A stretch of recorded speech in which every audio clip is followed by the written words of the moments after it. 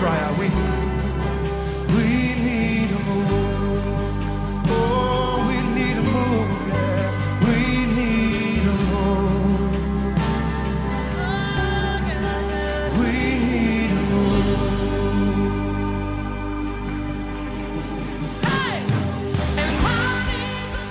Dans 1 Chronique 12, on parle des fils d'Issachar qui avaient la capacité de comprendre et de saisir exactement ce qu'Israël devait faire. On dit les fils d'Issachar ayant l'intelligence des temps. Je crois que dans la saison dans laquelle nous sommes, Dieu suscite un peuple de fils d'Issachar. Dieu veut faire de nous des fils d'Issachar, ayant la capacité de comprendre les temps, ayant la capacité de comprendre les événements, ayant la capacité de saisir exactement qu'est-ce que Dieu veut te dire, afin de savoir quoi faire.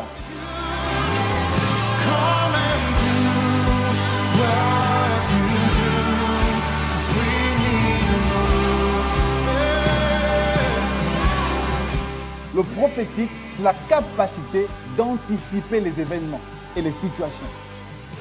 Et l'apostolique, c'est la capacité de réaliser et de bâtir des choses qu'on a compris. C'est simplement ça. Voilà que l'Église est bâtie sur le fondement des apôtres et des prophètes. Ça veut dire que tu dois avoir dans ta vie la capacité d'anticiper. Dieu veut faire de toi un fils d'Issachar.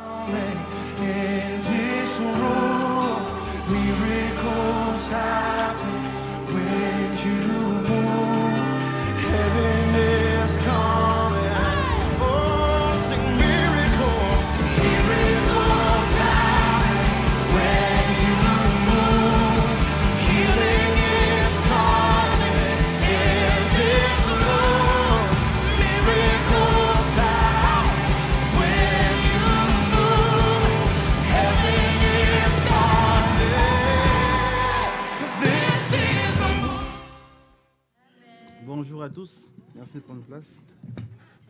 Merci encore Leslie. Ok, c'est un plaisir pour moi d'être là aujourd'hui.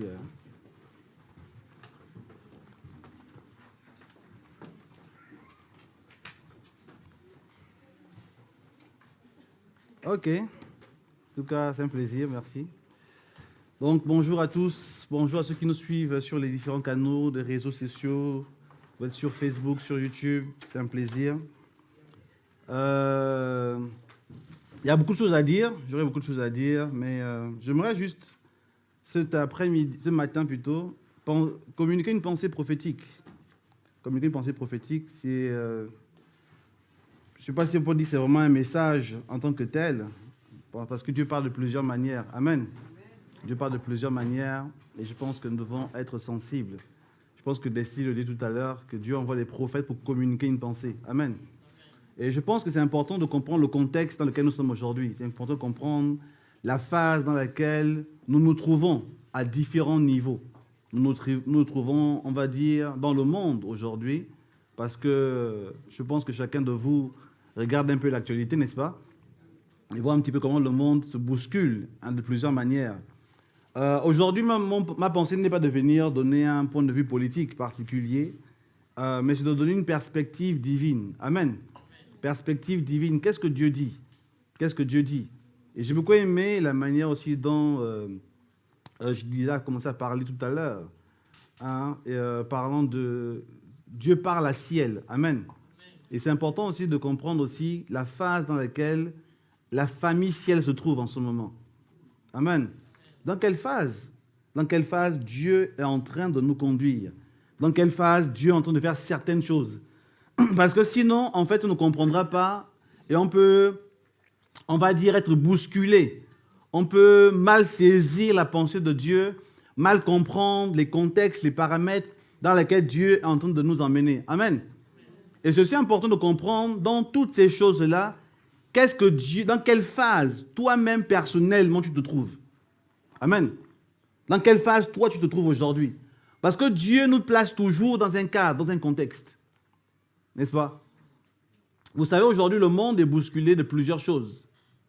et nous sommes tous impactés de différentes manières. Parfois, beaucoup de personnes, quand ils viennent souvent à la pharmacie, demandent souvent certaines choses. Je pense que c'est vous déjà arrivé. On vous a demandé certains médicaments, on dit c'est en rupture de stock. C'est arrivé à quelqu'un déjà ici. Hein, vous êtes parti quelque part, antibiotiques, quelque chose, on dit c'est en rupture de stock. Il n'y a pas. Je pense que même au début de la guerre de l'Ukraine, il manquait quoi? La farine, il manquait quoi encore? L'huile, la moutarde. On a découvert que ce n'était pas la moutarde de Dijon, c'est la moutarde de Kiev. On a eu tous la révélation tous en même temps. On pensait que c'était écrit moutarde de Dijon, mais non, moutarde de Kiev. Parce qu'apparemment, quand il y a la guerre en Ukraine, il n'y a pas la moutarde de Dijon. On n'a pas trop vu le parallèle, mais le rapport, mais bon. Mais apparemment, il y avait un rapport. Mais bon, pour dire que le monde, nous sommes impactés. Amen. On ne peut pas vivre en autarcie. On ne peut pas faire comme si ça ne nous concerne pas. Amen. Tu vis dans un monde et tout ce qui se passe dans le monde te concerne. Et c'est la raison pour laquelle c'est important de comprendre qu'est-ce qui se passe afin de savoir qu'est-ce que toi tu dois faire. Amen. Tu dois savoir qu'est-ce que Dieu te demande de faire. Quelles sont les décisions que tu dois prendre. Comment tu dois te comporter. Il ne faut pas vivre sa vie en Christ juste comme d'habitude. Il ne faut pas juste se comporter comme d'habitude, prier comme d'habitude, aller à l'église comme d'habitude. Non. Nous sommes dans une phase particulière où le monde se trouve et c'est important pour l'église de comprendre cela. Dans la Bible, on parle des fils d'Issachar qui savaient discerner les temps et les saisons afin de dire à Israël ce qu'Israël devait faire. La capacité de comprendre les temps emmène aussi la capacité d'agir d'une certaine manière. Quand tu ne comprends pas les temps, tu ne sauras pas comment agir. On dit qu'à l'époque de Noé, les gens se mariaient leurs enfants pendant que la destruction était en train d'arriver. Est-ce qu'on voit ceci? C'est que les gens ne comprenaient pas le temps dans lequel ils se trouvaient à l'époque de Noé. Ils ne savaient pas que Dieu était en train d'amener un jugement sur la terre. Mais pendant que Dieu est en train de juger la terre, les gens se comportaient comme d'habitude. Le problème n'est pas le mariage ici. Le problème n'est pas de faire des enfants. Le problème n'est pas ici d'avoir un boulot, une promotion. Ce n'est pas ça le problème. Le problème ici, c'est de se comporter comme d'habitude et ne pas de se rendre compte de ce que Dieu est en train de faire sur la terre. Voilà pourquoi, à la destruction de l'époque de Noé, les hommes ont été surpris, sauf Noé et sa famille. Amen. Je veux croire ici que je parle à une famille qui comprend la pensée de Dieu. Je crois que je parle ici à un peuple qui est comme le peuple de Noé, qui comprend la pensée de Dieu et qui est en train de bâtir l'arche en ce moment. Amen. Parce que le monde va quelque part. Mais pendant que le monde va quelque part, toi aussi tu dois aller quelque part. Amen. Donc on voit que c'est important de saisir ces choses-là. Et je viens vraiment aujourd'hui avec cette pensée prophétique. Voilà que j'appelle ce message, j'appelle ça perspective prophétique. Perspective prophétique. Qu'est-ce que Dieu dit en ce moment? Qu'est-ce que Dieu est en train de faire? Et même pour l'église du ciel, j'aimerais aussi encourager l'église du ciel. Parce que il y a eu quelques changements. Il y a eu quelques changements ces derniers temps, quelques bouleversements qui vous ont impacté de plusieurs manières. Et donc c'est pour cela que c'est important aussi de comprendre qu'est-ce que Dieu est en train de faire au travers de cela. Qu'est-ce que Dieu veut accomplir et qu'est-ce que Dieu est en train de vous dire aussi. Amen. Qu'est-ce que Dieu est en train de vous dire? Parce que sinon, les uns et les autres peuvent ne pas comprendre réellement la pensée de Dieu et se comporter de la bonne manière. Et quand Dieu est en train de faire certaines choses, réajustements au niveau de la maison ici, quelles sont les implications pour moi et pour toi? Amen. Parce que quelque chose est en train de se produire, pas juste dans la vie d'une personne. Est-ce que vous pensez ici? C'est pour ça que c'est important de comprendre la notion de famille spirituelle. Parce que quand quelque chose se passe dans la vie des parents, ça se passe dans la vie des enfants aussi.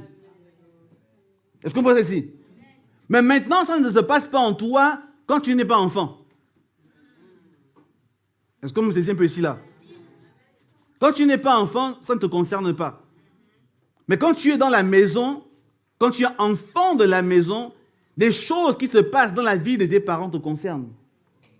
Ça ne concerne pas les voisins, ça c'est sûr. Maintenant, la question est aujourd'hui, quand tu te trouves là en ce moment, tu es là en tant que qui? Es-tu de la famille? Es-tu un invité? Es-tu un voisin? Amen. Ce sont des choses importantes en fait que je suis en train de donner. Je vais donner quelques pensées ici et j'aimerais que chacun le saisisse convenablement. Amen. Saisissez la pensée de Dieu, saisissez les intentions de Dieu pour la maison. La maison ciel entre dans une nouvelle phase. Vous savez, la vie est faite de phases. Les choses ne se passent pas toujours comme on veut. Les choses n'évoluent pas toujours de la même manière. Mais dans la vie, il y a des étapes. Des étapes qui nous permettent d'aboutir à un résultat. Quand Dieu emmène quelqu'un, appelle un homme, tout à l'heure, je le rappelais, cette maison a été fondée sur la parole de Dieu. Mais cette parole prend plusieurs phases. Elle prend plusieurs directions. Elle évolue de plusieurs manières. Il ne faut pas que l'évolution de cette parole te déstabilise. Tu vas commencer à te dire, non, c'est bizarre, je ne comprends plus. C'est plus comme avant. Moi, j'étais habitué comme ça. Moi, je voulais qu'on reste comme ça. Est-ce qu'on voit ceci? Dieu emmène son église quelque part. Et quand Dieu emmène son église quelque part, toi, tu dois juste t'inscrire dans le mouvement dans lequel Dieu est en train d'amener son peuple. Amen. Sois à ta place. Sois à ta place. J'aimerais dire encore une autre chose ici. Dieu a une destinée pour chaque personne. Chacun est dans un couloir bien spécifique. Chacun a un appel bien particulier. Et Dieu est en train d'accomplir un résultat en chacun individuellement. Amen. Tu n'as pas à être déstabilisé. Parce que bien qu'il y ait une perspective collective, dans la perspective collective, il y a une perspective individuelle qui est inscrite. Voilà pourquoi tu dois comprendre d'abord les perspectives collectives. Ensuite, comprendre ta perspective personnelle. Le problème de beaucoup de personnes, c'est que nous voulons d'abord toujours regarder à nous-mêmes d'abord. Et ne pas comprendre ce qui se passe d'abord de manière globale. Est-ce qu'on me saisit un peu ici là? On ne veut pas comprendre qu'est-ce qui se passe de manière globale. Et du coup, on amène une perturbation au niveau individuel ici. Donc, j'aimerais que vous compreniez vraiment ce que je viens de dire ici là. Comme je dis, c'est une parole prophétique pour tout le monde ici. Et Dieu est en train de parler à chacun à différents niveaux. J'aimerais dire ici une autre chose. C'est que pendant que Dieu est en train d'emmener les parents à un certain niveau, Dieu est en train d'amener aussi chacun d'entre vous à un certain niveau. Amen. Maintenant, c'est pour ça que chacun doit comprendre maintenant qu'est-ce que Dieu attend de moi dans sa maison. Dans quel processus je suis engagé en ce moment. Quels sont les mécanismes qui sont en train de prendre place dans ma vie en ce moment. Quelle est l'exigence de Dieu? Il y a un niveau de maturité. On va lire rapidement un texte. On va lire Matthieu 13, verset 24. Le monde est en train d'évoluer. Le monde est sur un chemin. Voilà pourquoi ne soyez pas bouleversés par tout ce qui peut se passer dans le monde. Ne soyez pas bouleversés. Même si c'est vrai que c'est bouleversant. Amen. Parce que quand on voit l'actualité, c'est vrai que ce n'est pas toujours réjouissant. Ce n'est pas toujours joyeux. Le monde vit beaucoup de choses. On voit aujourd'hui Israël, la Palestine, ainsi de suite. J'aimerais dire pour la parenthèse ici, personnellement, je ne suis pas dans les émotions. C'est vrai qu'on doit être, oui, il faut être touché. Mais à un moment donné, il faut prendre du recul. Amen. Hein, excusez-moi, il faut prendre du recul. Et essayer de comprendre qu'est-ce que Dieu lui veut faire en ce moment. Vous savez que Dieu est au courant de tout. Est-ce que tu es au courant que rien n'échappe à Dieu? Tu es au courant de ça, n'est-ce pas? Hein? Dieu n'est pas surpris par une attaque. Dieu n'est pas surpris. Nous, les humains, nous sommes surpris. Nous, les humains, sommes bouleversés. Quand nous voyons les enfants mourir, quand nous voyons ceci, cela, nous sommes bouleversés. Mais, si tu veux comprendre la pensée de Dieu, il faut sortir un peu de ton humanité. Essayer de saisir ici qu'est-ce que Dieu est en train de faire sur la terre. Parce que Dieu, malgré tout ce qui peut se produire, que la guerre en Ukraine, que ce soit les guerres en Afrique, que ce soit les guerres dans le monde, Dieu est sur le trône. Vous savez ça? Et Dieu emmène le monde quelque part. Le monde est en train de vivre des bouleversements. Hein?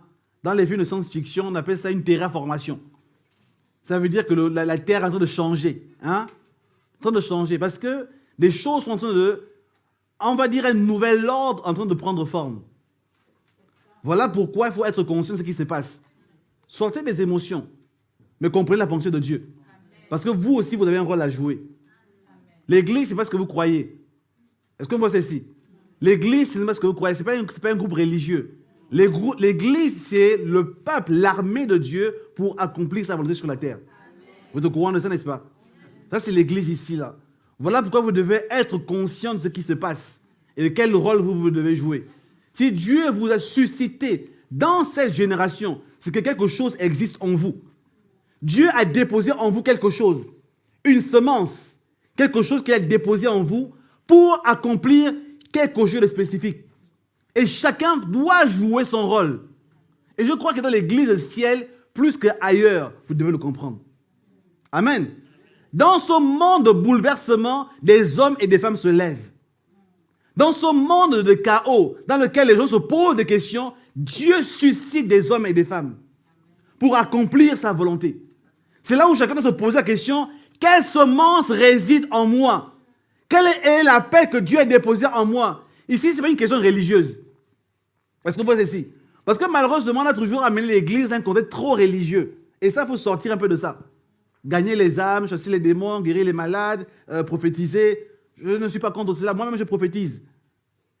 Mais il faut sortir parce que la prophétie a un objectif. La prophétie ne s'arrête pas ici. Elle commence ici, mais ça aboutit dehors. Amen. Donc, le champ de mission, ce n'est pas la salle ici. Il y a des gens qui se battent pour la salle. Ils se battent pour le micro. Et comme je disais un peu ici, ce n'est pas ici le champ de mission. Ici, c'est le champ, c'est l'endroit d'ensemencement. Est-ce qu'on voit ici? On ensemence ici. Mais la mission, elle est dehors. Voilà pourquoi la Bible déclare ceci. Allez. Allez. C'est que recevez quelque chose ici. Recevez une semence. Recevez quelque chose de particulier. Soyez conscient de qui vous êtes. Soyez conscient de votre appel. Ensuite, allez. Allez.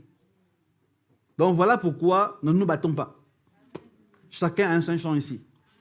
Chacun a reçu quelque chose de différent. Matthieu 13, verset 24. Il leur proposa une autre parabole.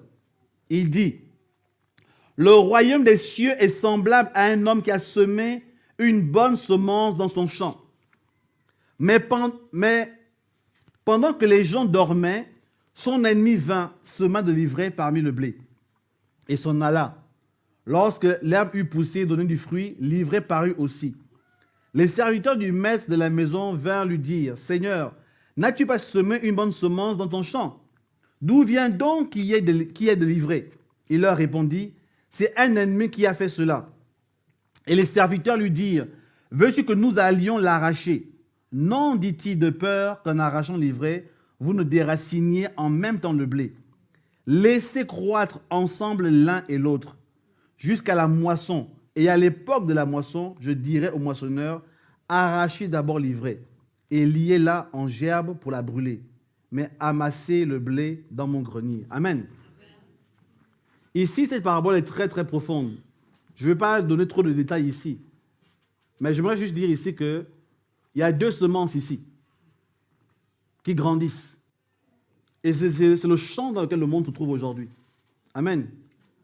Nous sommes dans une phase dans laquelle les semences sont en train d'arriver à maturité. C'est comme je disais un peu ici. La semence du bien, pour faire un résumé, la semence de Dieu et la semence du malin arrivent à maturité. Arrivent à maturité. Beaucoup de personnes ne comprennent pas véritablement pourquoi l'Église est sur la terre. Et comme je disais un peu ici, beaucoup de personnes ne comprennent pas véritablement pourquoi l'Église est sur la terre. Parce que beaucoup pensent que l'Église est juste en train d'attendre le retour de Jésus.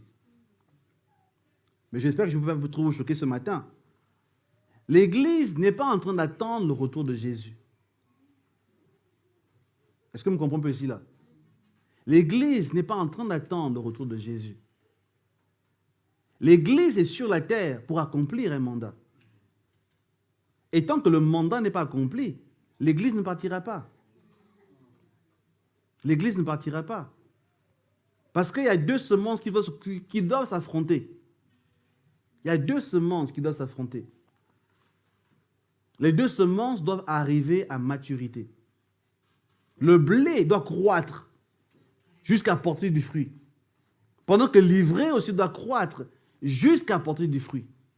Et ce n'est qu'à ce moment-là seulement que le tri va se faire. Est-ce que vous comprenez ici? Le blé, c'est l'Église. L'Église doit croître avant d'être enlevée, avant d'être emmenée dans le grenier. Mais avant cela, elle doit d'abord arriver à maturité et accomplir quelque chose sur la terre. Voilà pourquoi ne soyez pas religieux. Amen. Ne soyez pas religieux. Mais comprenez que en vous réside un plan. En vous réside un projet. Et ce projet doit prendre forme. Mais nous sommes dans une saison maintenant où les choses sont en train de prendre forme. Est-ce que vous comprenez ici? Nous sommes dans une saison. Voilà que le monde est en train d'être bousculé, comme vous pouvez bousculer aujourd'hui. Le monde est bousculé. Le monde est secoué. Et nous sommes en train de voir l'accomplissement des versets. Vous entendrez parler de guerre et de bruit, de guerre, n'est-ce pas? Vous entendrez, c'est que chaque jour ça saute. Chaque jour on entend ceci, on entend cela. Mais la Bible déclare aussi quelque part, ne vous effrayez pas. La Bible déclare quelque part, ne prenez pas peur. La Bible déclare quelque part aussi que cela ne vous trouble point. Ne soyez pas inquiétés. Parce que ici, la focalisation ne doit pas être sur tout ce qui se passe autour de vous, mais sur ce qui se passe d'abord à l'intérieur de vous. Amen. Parce que si vous n'êtes pas prêt, vous-même intérieurement, vous serez bouleversé. Vous ne tiendrez pas. Et les guerres qui se passent dans le monde aujourd'hui ne sont pas que des guerres d'armée. Il y a aussi une guerre morale.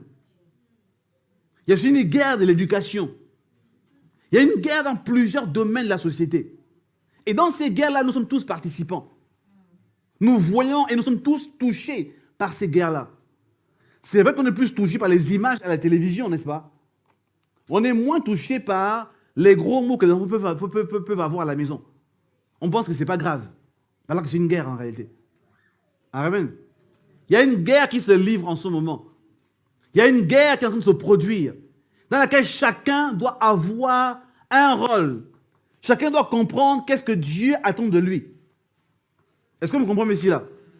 Il y a des choses qui sont en train de se produire à l'heure actuelle. Et toi, tu es une arme entre les mains du Seigneur.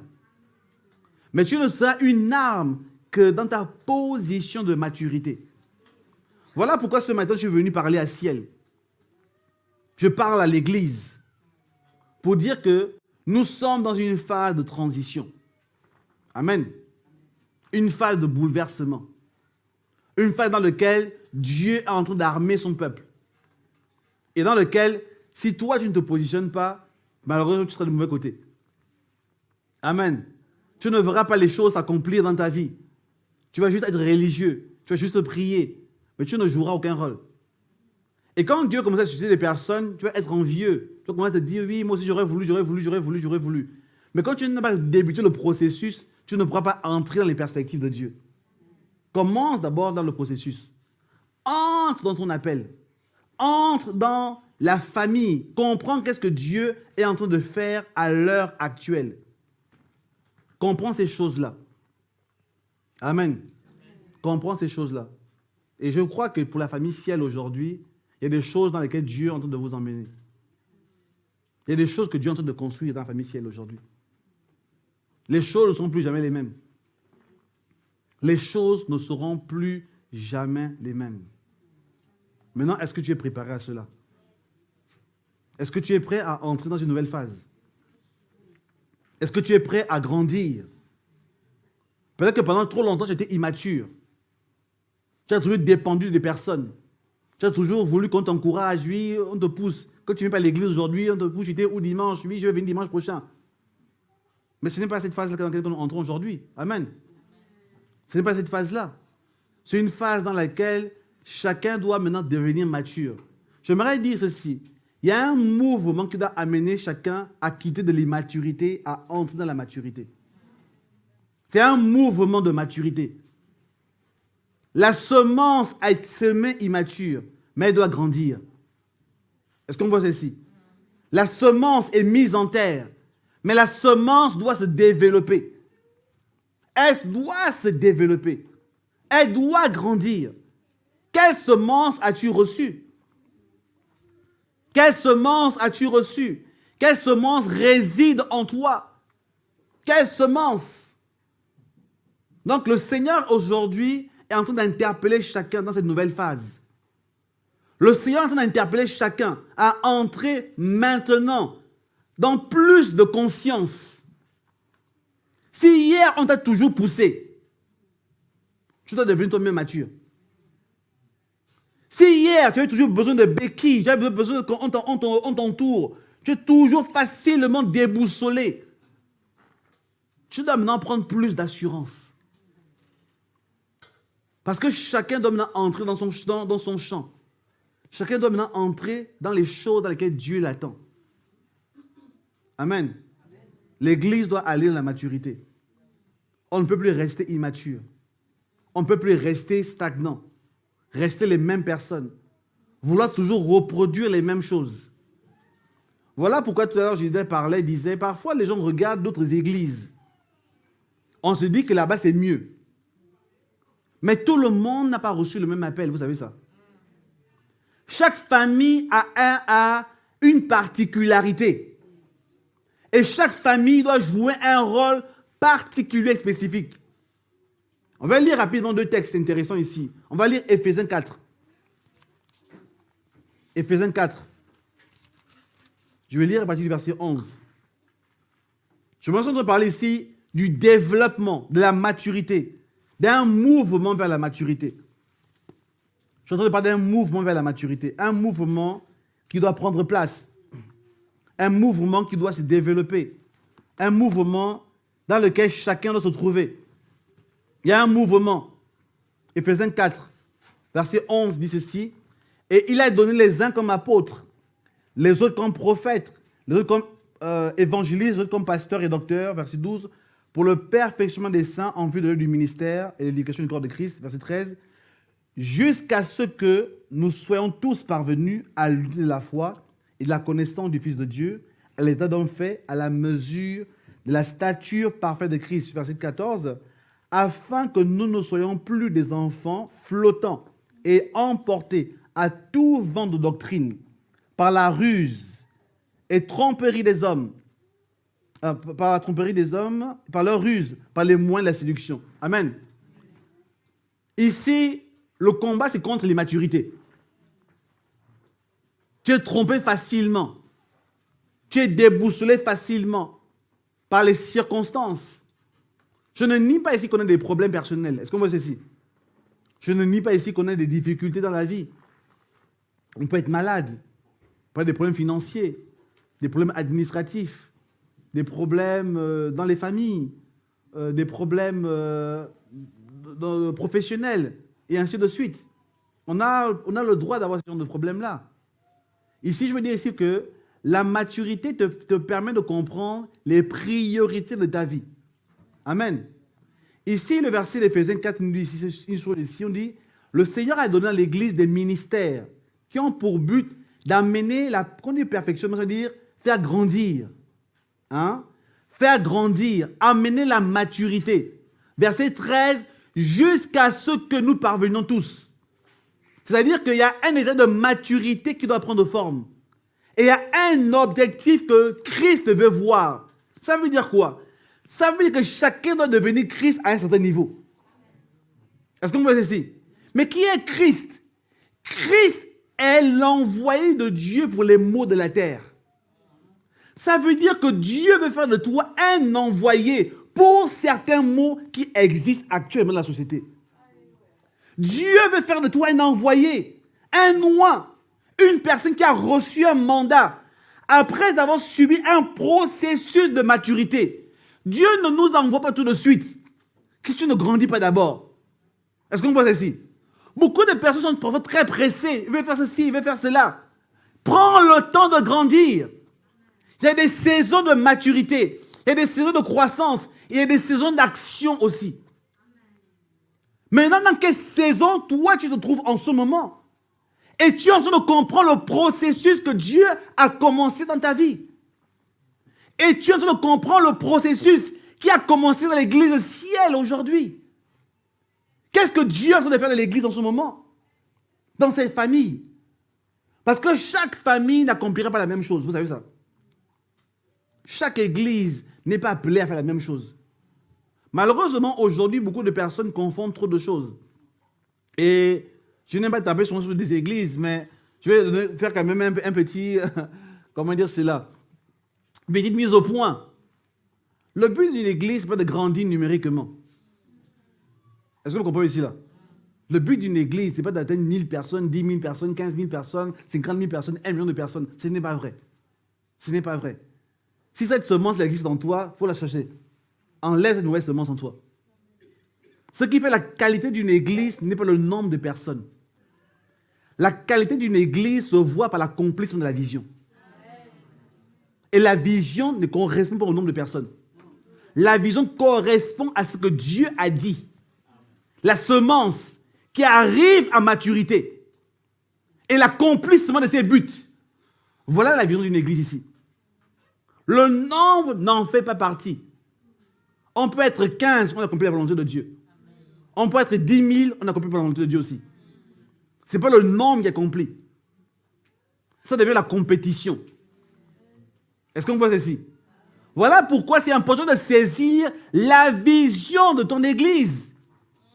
Qu'est-ce que Dieu a déposé comme mandat dans mon église?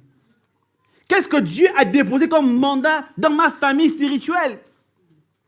Quel est le mandat? Et qu'est-ce que nous sommes appelés à devenir? Amen. Voilà pourquoi quand les choses maintenant évoluent, on peut maintenant lire en esprit que voilà ici ce que Dieu a réalisé ici là. Est-ce qu'on voit ceci? On peut maintenant lire, on peut maintenant comprendre que le Seigneur est maintenant en train de réaliser certaines choses. Parce qu'il y a des personnes qui pensent que quand l'église aura atteint 10 000 personnes, on dira maintenant ça y est. Est-ce qu'on voit ça? Même par exemple 10 000 personnes et n'avoir aucun impact dans la société. Il vaut mieux être 10 et avoir un impact. Parce que l'impact n'est pas lié à la quantité. Elle est liée à la qualité. Amen. C'est la raison pour laquelle le Seigneur Jésus n'a pas laissé une église de 1 million de personnes. Était-il un mauvais pasteur? Un mauvais évangéliste peut-être. Il n'était pas prophète. Il ne savait pas prophétiser. Pourquoi Jésus a laissé une église de 12 personnes? Même pas 12, il était 11 après la fin. J'ai besoin de dire que le trésorier s'est suicidé. Hein?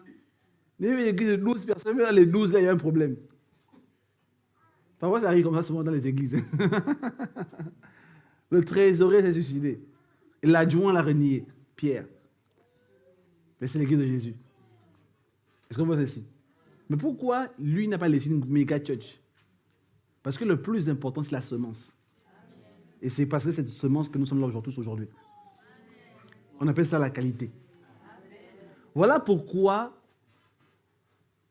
regardez la semence que vous avez reçue. Et regardez le mandat que le Seigneur est en train de déposer en ce moment à ciel.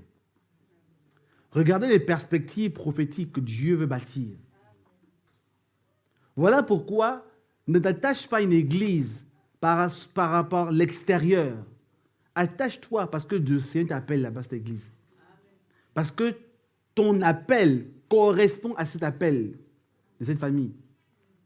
J'aimerais dire encore une autre chose. Il n'y a pas d'appel individuel sans une famille spirituelle. J'aimerais vraiment le redire. Il n'y a pas d'appel individuel sans un contexte dans lequel l'appel se réalise. Ça n'existe pas. Dieu nous place tous quelque part. C'est la raison pour laquelle la Bible a commencé par l'Ancien Testament, avec une famille. Abraham, même pas avec Abraham, avec Adam. Et Dieu a toujours évolué avec des familles. Parce que Dieu dépose la paix dans une maison. Est-ce que vous me disiez un peu ici? Dieu dépose la paix dans une maison. Et c'est la paix dans la maison qui évolue au fur et à mesure, par la réalisation de l'accomplissement de chaque enfant. Chaque enfant exprime une particularité dans la paix d'une maison. Amen. Chaque enfant exprime une particularité. Donc voilà pourquoi tu dois comprendre quelle est la paix dans ta maison. Afin de comprendre qu'est-ce que Dieu veut faire avec toi. Qu'est-ce que Dieu veut bâtir avec toi. Et quand tu comprends la paix dans ta maison, tu commences à comprendre ce que Dieu a déposé en toi. Et quand tu vois le monde autour de toi, tu verras maintenant quelle est la cible qui correspond à ton appel. Amen. Donc voilà pourquoi ne soyons pas troublés par le monde actuel. Ne soyons pas troublés. Ne soyons pas déstabilisés. Mais au contraire, que cette période dans laquelle nous sommes aujourd'hui nous emmène à réfléchir. Que ça nous emmène à réfléchir. À voir ce que j'appelle une perspective prophétique. Le prophétique, c'est avoir la pensée de Dieu sur une situation. C'est ça le prophétique. Le prophétique, c'est avoir la pensée de Dieu. Parce que dans chaque chose qui existe sur la terre, il y a une pensée de Dieu. Il y a une pensée de Dieu. En ce moment, je suis sans papier. Il y a une pensée de Dieu par rapport à ça. En ce moment, je suis sans emploi. Il y a une pensée de Dieu par rapport à ça. En ce moment, je ne suis pas marié, je n'ai pas d'enfant. Il y a une pensée de Dieu par rapport à ça. Amen. C'est que dans chaque chose que tu vis, il y a une pensée de Dieu. Tu ne dois pas agir en fonction des pensées des hommes. Joseph était étranger en Égypte. Les gens disaient qu'il était esclave. Mais Dieu voyait en lui un futur premier ministre. Est-ce qu'on voit ceci là? C'est ce que les hommes voient. Ce que les gens définissent. Oui, il était esclave, c'est clair. C'est des conditions sur le papier, c'est marqué Joseph, Jacob, profession esclave. Oui.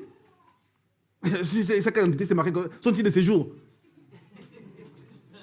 Hein? Son titre de séjour en Égypte, c'est marqué profession esclave. Oui. Est-ce qu'on voit ceci? Ça, c'était une réalité. N'est-ce pas? Une réalité esclave chez Potiphar, oui. Esclave vendu par les Madianites, par je ne sais pas qui les autres là, voilà. Il était esclave. Il était prisonnier. Mais quand Dieu le regardait, est-ce que Dieu voyait un esclave en lui? Voilà pourquoi tu dois avoir une perspective prophétique sur ta vie. Tu dois voir quelle est la pensée de Dieu. Non pas la pensée des hommes autour de toi. Qu'est-ce que Dieu lui voit quand il te regarde? Les gens peuvent voir plusieurs choses. Mais Dieu, lui, a un regard. Dieu poursuit quelque chose. Voilà pourquoi quand tu rentres en esprit, il faut sortir des émotions. Le monde de l'esprit n'est pas le monde des émotions. Le monde de l'esprit, c'est le monde de la vérité. Les choses selon Dieu. Qu'est-ce que Dieu voit?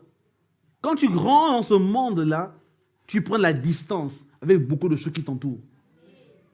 Tu n'es pas bousculé facilement. Tu n'es pas atteint. Voilà pourquoi on aura l'impression que tu es contre, comment dire cela? Tu es hors sol. Tu n'es pas conscient de ta situation. Non, tu es conscient de ta situation. Parce que tu sais où ça finira. Amen. Tu sais où ça finira. Tu sais dans quel processus Dieu t'a mis. Entre dans une perspective prophétique te concernant aujourd'hui. Sois dans une perspective prophétique. Dans ta maison. Dans ton église. Perspective prophétique. Qu'est-ce que tu vois en ce moment? Comme Dieu dira à Jérémie, que vois-tu? Que vois-tu? Moi, je vois comment Dieu est en train d'amener cette maison quelque part. Je vois comment Dieu est en train d'élever des hommes et des femmes. Je vois comment Dieu est en train de placer des hommes et des femmes dans son projet. Et je vois comment plusieurs personnes se connectent à cette grâce-là. Et sont en train de voir la même énergie couler jusqu'à eux. Et eux aussi entrer dans les plans de Dieu par rapport à eux. Ne soyez pas en train d'attendre des nominations, comme dirait quelqu'un ici. Attendre que 8 mois sont dans m'appeler. Hein? Il y en a qui regardent leur téléphone tous les jours, disent ah, mais ils ont mon téléphone, mon numéro, ou bien j'ai du mal à écrire ça quelque part. Hein? C'est que cette histoire-là a fait couler les salives et de l'encre. Hein? A fait couler la salive et de l'encre. Comme il dirait. Bref. Donc, ne soyons pas dans cette perspective-là. Hein? Cherchons à comprendre qu'est-ce que Dieu veut faire avec nous. Amen. Qu'est-ce que Dieu veut faire avec nous? Quand tu es connecté à la pensée de Dieu, Dieu va réaliser des choses. Dieu va réaliser des choses. Il y a quelque chose que Dieu est en train de faire dans cette maison. Il y a quelque chose que Dieu fait dans ta maison, dans ta famille. Quelque chose que Dieu est en train de réaliser en ce moment. Connecte-toi à cette pensée-là. Connecte-toi à cette fréquence. Et les choses aussi vont prendre forme dans ta vie. Amen. Ne promène pas de regard inquiet. Ne commence pas à te poser les mauvaises questions. Ne sois pas troublé par les événements, par les situations. Aie une perspective prophétique. Commence à voir les choses selon Dieu. Amen. Commence à voir les choses selon Dieu. Même quand le monde est en train d'éclater autour de toi aujourd'hui, même quand tu vois l'actualité aujourd'hui, dans le Moyen-Orient, en Asie, dans différents endroits, quand tu vois les choses, ne sois pas troublé. Amen. Ne sois pas troublé. Ne sois pas troublé. Dieu a une perspective. Dieu poursuit un but. Il le poursuit aussi à l'intérieur de toi. Amen. Dieu voit les choses dans ta vie. Et ces choses vont se réaliser. Ces choses vont se réaliser. Comprends le plan de Dieu maintenant. Voilà pourquoi j'aimerais encourager chacun ici. Sois connecté à ta famille. Sois connecté à ta famille. Sois connecté. Vois ce que Dieu est en train de bâtir dans ta maison. Vois la manière dont Dieu est en train d'élever ta maison. Vois les choses qui sont en train de se produire dans ta maison. Vois ces choses-là. Parce que toi aussi, tu t'inscris dans le projet de Dieu. Toi aussi, tu t'inscris à l'intérieur. Amen. Amen. Dieu est en train de faire des choses nouvelles. J'aimerais juste encourager ce matin ciel. J'aimerais vous encourager. En même temps que j'encourage ciel ici, j'encourage de la même manière le corps de Christ qui me regarde. J'encourage chaque personne. Vous dites que le monde vit des bouleversements. Mais toi, regarde les choses selon Dieu. Toi, regarde les choses selon Dieu. Quelles sont les perspectives divines de cette saison, de cette phase? Vous savez, quand Dieu donne une pensée, la pensée de Dieu ne correspond pas toujours à ce que nous voyons. Je vous conseille d'aller lire Habakkuk, j'ai pris ce verset, mais je ne vais pas le lire. Habakkuk chapitre 1, chapitre 2, chapitre 3. Allez le lire à la maison pour comprendre un peu comment les choses parfois peuvent être différentes. Dans Habakkuk 1, Habakkuk voit les circonstances de la terre bouleversée. Il voit la guerre, il voit ceci, il dit Seigneur, mais pourquoi tu vois ceci? Pourquoi tu ne fais rien? Et à la fin, Habakkuk comprend que c'est ainsi que Dieu agit. Dieu est dans ce chaos. Parce que Dieu, au travers du chaos, est en train d'accomplir quelque chose de particulier. Il y a une perspective prophétique. Je t'encourage cet après-midi, ce matin, regarde les choses selon la perspective de Dieu. Amen. Nous allons prier un instant. Nous allons prier, mais que tu baisses la tête avec moi. Et que tu vois les perspectives divines. Je ne sais pas qu'est-ce qui te bouleverse actuellement. Je ne sais pas qu'est-ce qui t'a atteint. Je ne sais pas qu'est-ce qui te touche. Mais j'aimerais que ton regard soit différent. J'aimerais que ton regard soit différent. Regarde les choses selon Dieu maintenant, aujourd'hui. Mais que tu puisses fermer tes yeux au contexte de la terre. Ferme tes yeux au monde qui t'environne. Ferme tes yeux. Ne sois pas facilement troublé. Ne sois pas facilement déboussolé. Ne sois pas facilement atteint. Mais laisse le plan de Dieu prendre forme. Je veux que nous puissions baisser un moment nos têtes. Nous puissions prier. Tu vas prier pour toi-même. Peut-être par rapport à l'église. Tu as été bousculé ces derniers temps. Par rapport à l'église, tu t'es posé des questions. Tu as dit, voilà, je ne comprends plus. Où est-ce qu'on va? Où est-ce qu'on se trouve en ce moment? Tu t'es posé beaucoup de questions. Et le Seigneur va enlever ces questionnements en toi. Le Seigneur va te donner la clarté des projets qu'il est en train de poursuivre en ce moment. Il veut donner la clarté. Il veut la clarté. Dans le nom de Jésus. Merci Seigneur pour ce que tu fais en ce moment dans l'église ciel. Merci pour ce que tu fais dans le monde. Merci pour ce que tu fais sur la terre. Merci pour ce que tu es en train d'accomplir à l'heure actuelle. Tu réalises des projets. Tu réalises des projets, Seigneur. Tu as une perspective prophétique dans laquelle tu conduis en ce moment ton peuple. Je prie, Seigneur, dans le nom de Jésus, que cette perspective prenne forme dans nos cœurs maintenant. Dans le nom de Jésus, je prie que tes projets prennent forme maintenant, Seigneur. Dans le nom de Jésus. Étends ta main, Seigneur. Étends ta main, Seigneur. Viens libérer encore, Seigneur, tes pensées en chacun maintenant. Dans le nom de Jésus.